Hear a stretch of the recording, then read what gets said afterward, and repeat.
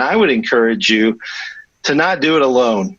I like to counsel in teams of two.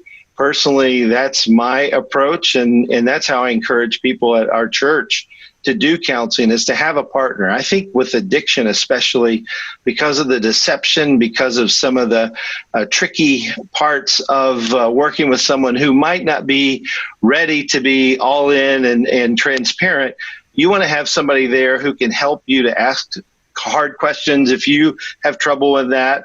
I think of truth tellers with grace givers. You need both of those types of people working together.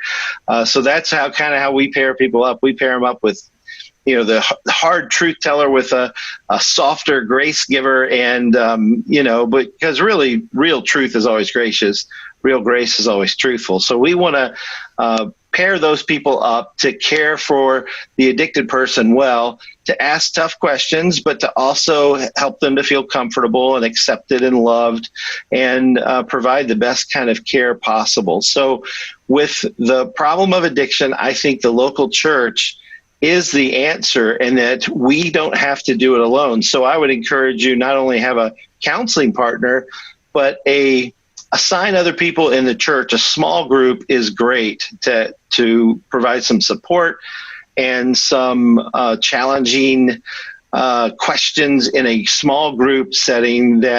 So what we do at our church, we have a group of people who work with the addicted, and they do so in an invitation-only way. So if someone asks for help, we invite them into this group, and it's a protected group in one sense, but we do that because we want them to be honest.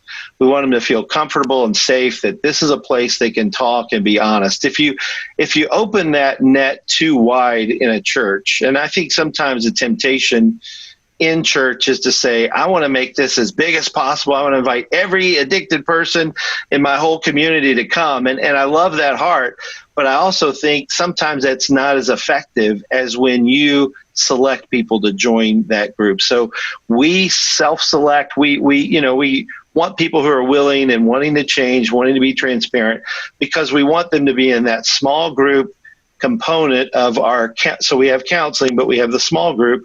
We want them to be in that so that they can be honest and talk about the real struggles and the temptations that are all around them in an effort to help them. So I really like the team approach in counseling. I like the small group approach.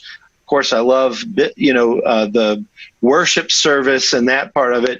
But biblical counseling to me is really all three of those: the large corporate gathering, the small group gathering, and then the one-on-one, or in my case, two counselors with one person, where we're counseling and helping them to be honest and tell us what's really going on. And I think the reason people don't ask for the church to help them is because they think, well, I'm going to be judged. I have this supersized issue. How can these people relate? How can they know me? But I think if they can get over that and get in that small group setting, they'll understand that we're all sinners. We all struggle with our own heart desires, maybe not to the degree of being addicted and being in some life, scary situations. I mean, when you're using cocaine and opioids, you're at risk of dying. And if you sin in that way, it's much more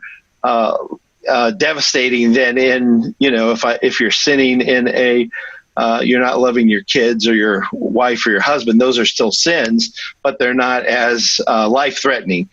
So that's where we try to help those who struggle with addiction, is to be honest, be open, and to feel loved and accepted by the church, because they've been duped, and they sometimes believe that the church just doesn't love them, doesn't accept them, and that nothing. I just don't think that's the case with God's people. I think they are loving, trying to help the addicted, and just don't know how to do it. So I want to equip them to do it with our ministry, the Addiction Connection.